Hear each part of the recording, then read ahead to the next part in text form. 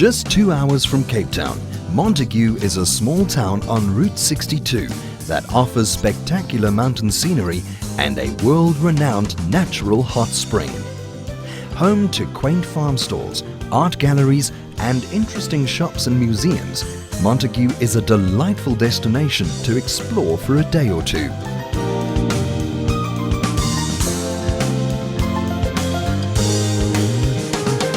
The Montague Hot Springs are the main attraction, enticing visitors from near and far to come and bathe in the warm waters of the springs.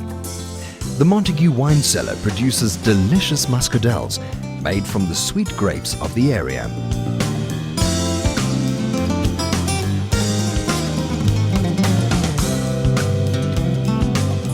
And nearby farms produce delicious sun-ripened fruit.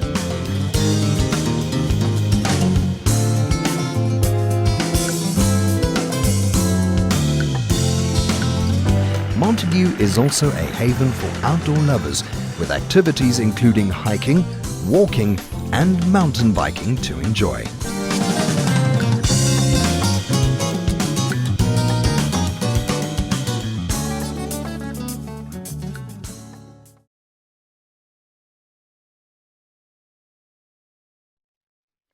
Hi, grade 11s. We are looking at the engineering, graphics and design PAT component. And this document is currently in your workbook, which we are going to be looking at, and this forms the guidelines and instructions for the practical assessment task for grade 11. You've also been sent a Word document, which is this document over here, which basically is the template for the PAT, which we are going to do. The document consists of 11 pages, and it is merely a guide. So what you need to do is that you need to edit this document. Because it's a Word document, it is editable. So you can either do it on your phone or your tablet or on a normal personal computer or a laptop. So you will start by looking at your cover page, and you will put in your school's name, you will put in the subject, engineering, graphics and design. Please ensure that you correctly spell the subject, engineering, graphics and design. Practical assessment tasks, please leave this as is, because later on we're going to revisit this by importing a pictorial picture from your perspective drawing into this space over here. Please add your name and your surname clearly, your grade 11 class group which you are in, the year 2022. Please change the font, please change the style of your font. Each one should have a significant font style and maybe a font size. Don't make it too small. We want to keep to a maximum of 11 pages. So should it become 10 pages, that is still fine. But it should not be less than that. So try and maintain the same font size, but change the font. Please do not use this particular font, which is Time New Roman, because that will be regarded as plagiarism once you send it back to me. Then, of course, you also have your declaration of authenticity, which is the second page in your PAT template, where you can type in your school name, your initial and surname. And then, of course, you can type in the dates along. If you have an electronic signature, you can sign that, but I would prefer that you will sign that once you have printed this document. I will then, in turn, sign it upon the receival of this PAT component and date it as well. Then the third page is your index page and management plan. It's a joint page with index and management of the PAT. Here you will find the entire PAT ranging from 1 to 5.3, and that will be design briefs, research, problems, possible solutions with your freehand drawings. You're selecting the best possible design, your layout drawing, your floor plan, your section elevation, your two elevations, your site plan, and your perspective drawing. Remember, part 1 is only going to be from 1 to number 4 for this week specifically. Then the second part will be this part over here, and then the third part is we just join part 1 and part 2. Right, let's move along. So now we get to the design brief, and at this very moment I would like to change over to my guideline here. So I'm going to scroll down, and so we're sitting with this scenario of a couple living in the Montague area, and that is in the southwestern Karoo. And they own this property, and the property is situated on the corner of Claassen and Ernie Street. Now this paragraph here is directly linked to this site plan that you see here. There's Claassen Street and there is Ernie Street. So it's a corner property, and that is the dwelling, the existing dwelling that the couple owns. So we're going to read further and we'll reflect on the site plan. On this property, there's an old Dutch house owned by the couple, and it dates back to the 1800s, as well as a freestanding outbuilding consisting of a garage and a washing room, which both were built in the 1970s. Then learners, at this very moment, the Montague area is experiencing a shortage of self-catering accommodation.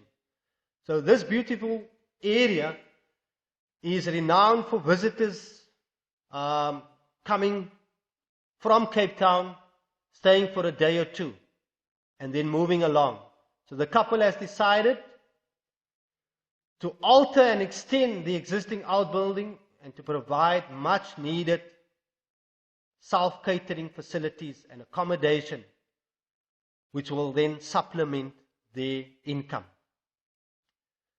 The couple also approached you as a designer or an architect, depends on what you are, for some ideas on the proposals or the alterations of the existing outbuilding, and to draw up some sketches and later on some plans.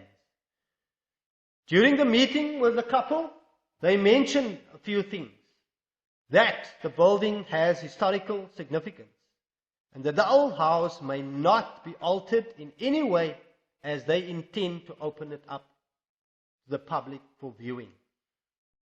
The couple also requested that the alterations which you are going to bring about should complement the old house. This is in order to enhance the aesthetic appeal of the property, which basically means that the roof must be replaced by a thatched roof. And a thatched roof, you've seen before, you can Google what thatched roofs are. They also indicated that although the existing outbuilding may be altered and extended, it may not be demolished. So we're going to have a look at what we have here. That is the outbuilding that we are talking about. This here is the boundary line. And we have a building line situated on the inside of the boundary line. We have then a pipe or sewer line running from the outbuilding right down to the municipal hall at this point over here. This is the existing dwelling that we spoke about early on. There's another sewer line running along this side of the existing house. We have Ernie Street, we've got an island here, and we have Claassen Street over there with a pavement here in front. This is Earth 127. Later on, this drawing will be drawn as part of your layout drawings, where you will indicate the position of the new dwelling which you are busy planning. So the first thing which you are going to do with your editable document is look at your design brief. And here you're going to write a paragraph which has all these guided points in here. So in this paragraph you need to state what you are going to design, or what must be designed.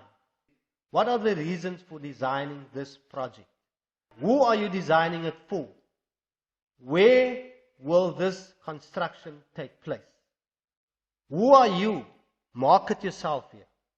Tell us who you are, what role you play, which company you work for, as well as the process which you will follow in assisting your client. And that could be where you will go out and survey the area.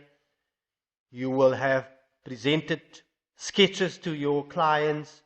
You will look at tenders. You will draw up final plans for the house. You will have it approved at the municipality. All of those things. Give us a storyline as to how you are going to assist your client in this project. So that's a paragraph. Delete these things and just complete the paragraph in one go after you've looked at the guided points. Then we're going to look at specifications and constraints of what needs to be done. Now you will see here are bulleted points because the specifications and constraints must be in bulleted points. So we're looking at existing ones, and we will have about 5 additional specifications as well. Constraints are those things that are musts that you have to do. You can't change anything. And we're going to look at that in a moment. So let's change our document and scroll down to this area over here. So when we look at our specifications of the proposed alterations for the self-catering accommodation, we will say that it must be a single-story structure. The total area of the entire structure may not exceed 200 square meters. So here you can't build a double story. So that's a constraint. You can't go more than 200 square meters. That's a constraint. It must include 2 accommodation units. It must include 2 accommodation units, each containing the following. So you've got to have 2 units under one roof, which is one building. And in each one, there should be sleeping facilities for 4 people. That means 2 people per room.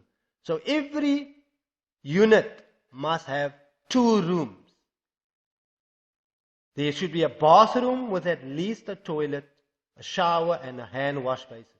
There should be a living area, which is a dining living room section. There should be a built-in heating system and a stoop in front of the house. It must include 1 kitchen only to be shared by both units, equipped with the following: stove, a fridge, a microwave oven, washing machine, kitchen units with all the crockery and cutlery, and a double sink. These must be fitted into the kitchen. Keep in mind, 1 kitchen serves both. So it's important when you are going to design to have the kitchen sort of centerized so that both units will have access to the kitchen.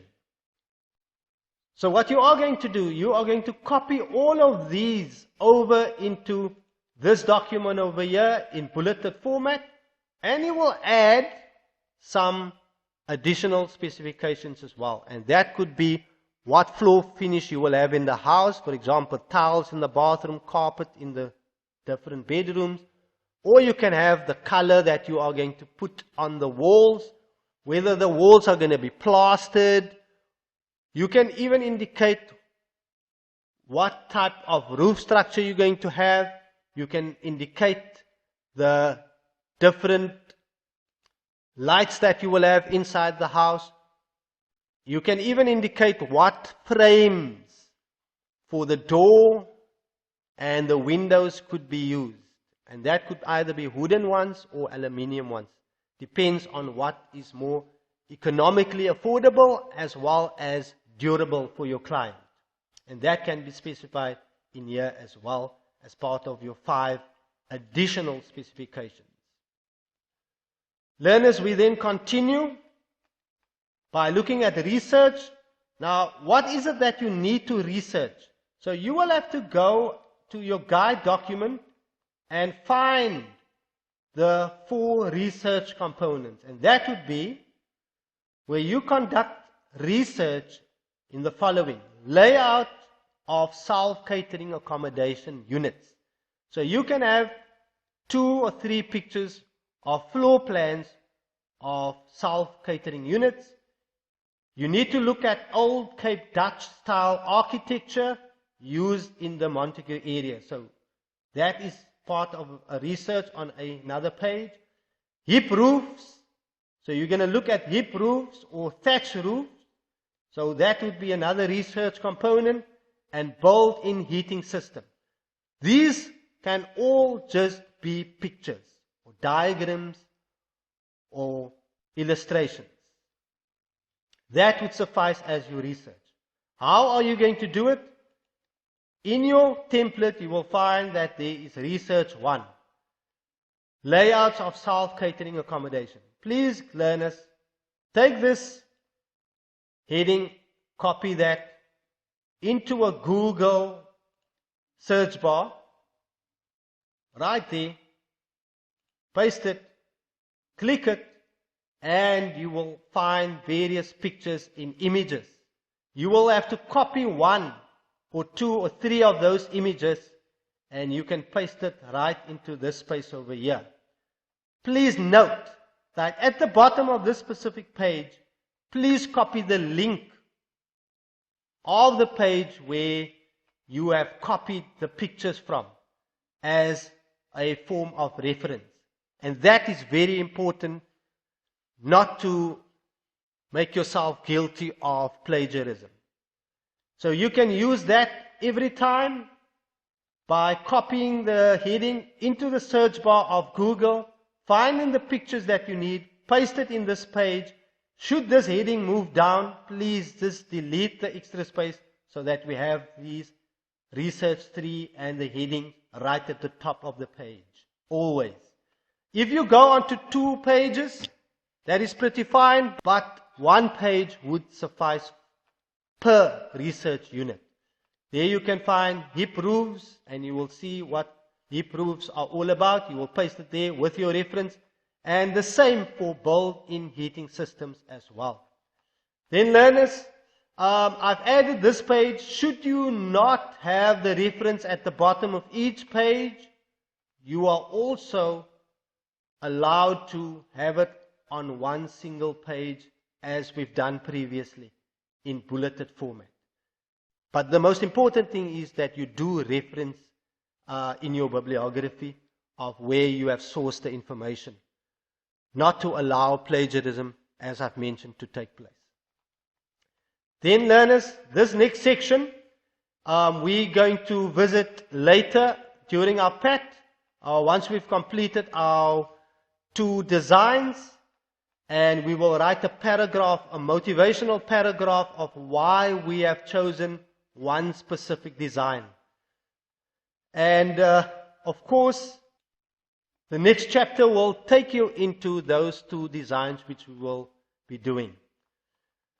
This forms your computerized part. Do not print it at this stage, as we would like to complete everything in this template module to be able to be printed and to be attached to your 2 designs, which you will hand in at a specific date, which will be indicated.